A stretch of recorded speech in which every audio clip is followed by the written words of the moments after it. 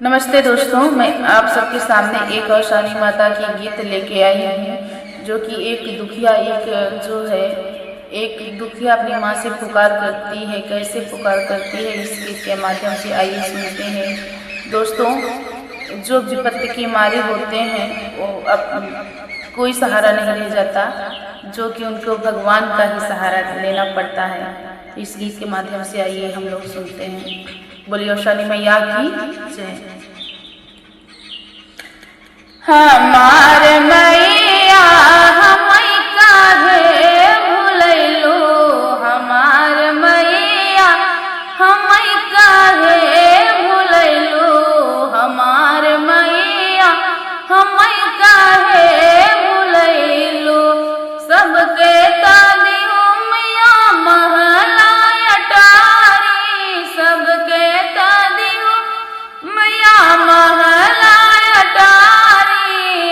हमार मैया हमर झोपड़ी भुलैलो, हमार मैया हमर झोपड़ी भुलैलो, हमार मैया हमई काहे भुलैलो, हमार मैया हमई काहे भुलैलो, हमार मैया हमई काहे भुलैलो।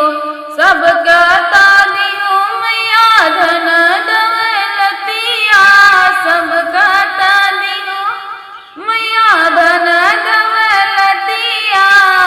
हमार मैया हमई निर्धन बनवलो, हमार मैया हमई निर्धन बनवलो, हमार मैया हमई काहे भुलैलो, हमार मैया हमई काहे भुलैलो।